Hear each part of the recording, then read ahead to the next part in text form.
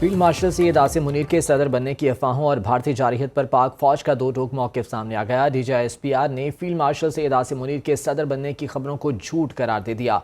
मार्का हक के बाद किए जाने वाले तमाम सियासी तज्जिए मुस्तरद कर दिए। द इकोनॉमिस्ट ने तर्जुमान पाक फौज से सवाल किया कि अगर भारत कोई कार्रवाई करता है तो पाकिस्तान का रद्द-ए-अमल क्या होगा, जिस पर लेफ्टिनेंट जनरल अहमद शरीफ चौधरी ने जवाब दिया कि हम इस बार हिंदुस्तान के मशरिक से आगाज़ करेंगे। इसकी शुरुआत भारत के अंदर गहराई से हमला करने से होगी। भारत को ये समझने की ज़रूरत है कि वो भी हर जगह मारे जा सकते हैं। फील्ड मार्शल सैयद आसिम मुनीर के सदर बनने की अफवाहों और भारतीय जारहियत पर पाक फौज की जानिब से दो टोक मौक़िफ़ सामने आया है। DGISPR ने फील्ड मार्शल सैयद आसिम मुनीर के सदर बनने की खबरों को झूठ करार दे दिया और मार्का हक के बाद किए जाने वाले तमाम सियासी तज्जियों को भी मुस्तरद कर दिया। द इकोनॉमिस्ट ने तर्जुमान पाक फौज से सवाल किया कि अगर भारत फिर से कोई कार्रवाई करता है तो पाकिस्तान का रद्द-ए-अमल क्या होगा, जिस पर लेफ्टिनेंट जनरल अहमद शरीफ चौधरी ने जवाब दिया कि हम इस बार हिंदुस्तान के मशरिक से आगाज़ करेंगे। इसकी शुरुआत भारत के अंदर गहराई से हमला करने से होगी। भारत को ये समझने की ज़रूरत है कि वो भी हर जगह मारे जा सकते हैं।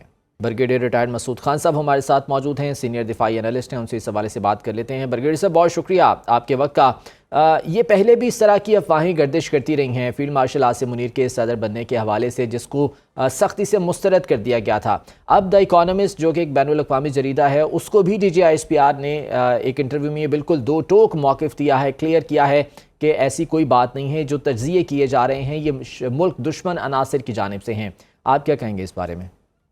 ऐसा ही है। देखें कि हमारे यहाँ पे कुछ ऐसे लोग हैं जो इस तरह के फेक और नैरेटिव्स जो हैं वो पुश करते हैं, वो सोशल मीडिया में डालते हैं और उस पर फिर वो वीलॉग्स और इस तरह कहानियाँ बनाते हैं।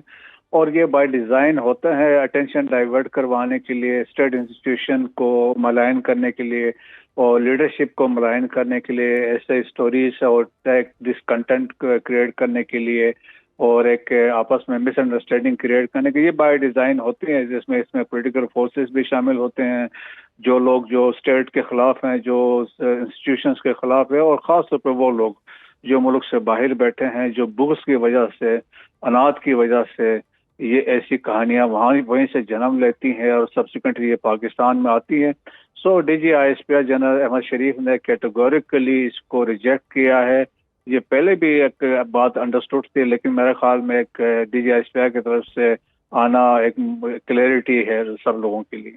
ब्रिगेडियर साहब, सोशल मीडिया एक ऐसा मीडियम है जिसको तकरीबन हर छोटा बड़ा इस्तेमाल करता है।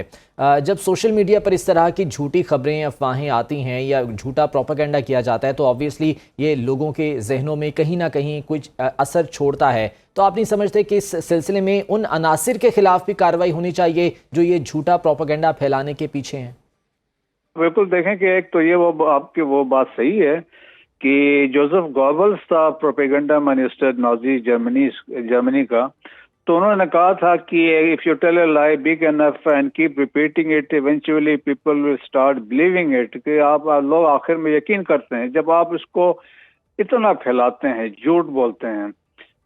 तो ये इसका फर्क पड़ता है। वो है। सेकंड ये है कि देखिए आपके कवानीन ऑलरेडी इंटैक्ट हुए हैं और अभी जिस तरीके से साइबर लॉज आपने बनाए हुए हैं और सजाएं भी उसमें तजवीज़ की गई हैं, गवर्नमेंट ऑफ पंजाब ने भी डिफेमेशन चीज़ें लेके आए हुए हैं।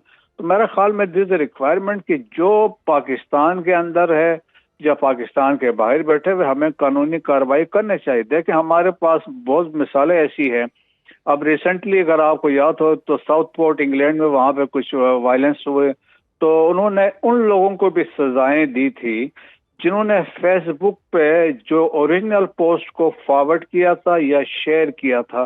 तो उन्होंने कहा था you are equally responsible for the violence for law and order situation. तो मेरे ख्याल में हमारे पास भी ये ऑप्शन ज़रूर है और हमें पाकिस्तान में ये चीज़ें स्ट्रिक्टली इम्प्लीमेंट करना चाहिए।